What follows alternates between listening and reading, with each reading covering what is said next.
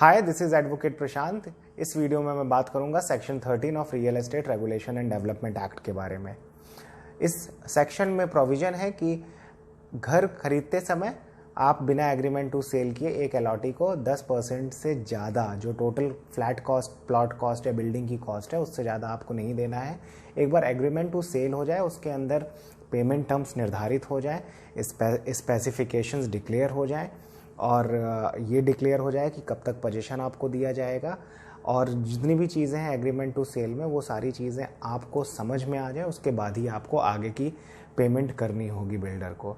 अगर कोई भी बिल्डर इससे ज़्यादा अमाउंट आपसे मांग रहा है तो डेफिनेटली ये section 60 of the RERA act का वायलेशन होगा और आप शिकायत कर सकते हैं और उसमें आपको पार्टी नहीं बनना पड़ेगा। रेरा उसको आगे खुद ही केस को चलाएगी because that is not just an violation against you but that is also violation of the overall regulations of the real estate।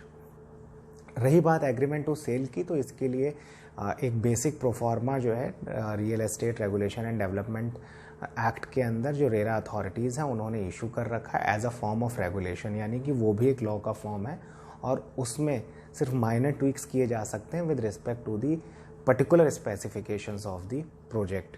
But so far as overall structure is concerned, overall terms and conditions are concerned, they are to be the same across all the bookings across a given state। अगर आपको इसकी copy चाहिए तो आप अपने state के जो RERA की वेबसाइट है उस पर जा कर के डाउनलोड कर सकते हैं और वही जो टर्म्स हैं वही चलेंगे। सिर्फ और सिर्फ पेमेंट प्लान का डिफरेंस हो सकता है, स्पेसिफिकेशंस का डिफरेंस हो सकता है जो बिल्डिंग बनेगी और जो कब आपको पोजीशन मिलेगा, इन सब चीज़ों का डिफरेंस हो सकता है जो कि वेरी करता है प्रोजेक्ट टू प्रोजेक्ट। तो आप अगर कोई घर बुक कर रहे हो तो इन सेक्शंस का ध्यान रखें।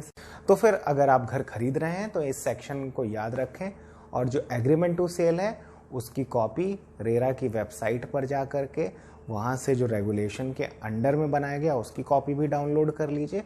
और बिल्डर के ऊपर ये भी अनिवार्य किया गया है सेक्शन 4 के अंदर कि उसके द्वारा जो एग्रीमेंट टू सेल को मॉडिफाई किया गया है उसकी कॉपी को उसके उस प्रोजेक्ट जिसमें आप घर खरीदना चाह रहे हैं उसके पेज पर भी अपलोड करना होता है।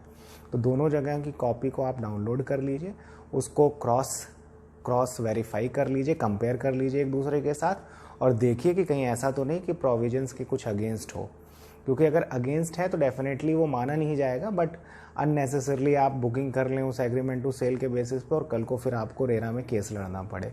सो इट्स बेटर कि आप पहले ही कंपेयर करके आगे किसी लिटिगेशन को अवॉइड करें। दैट्स ऑल जो कि मैं इस वीडियो में कहना चाहता था। Thank you so much for watching this video.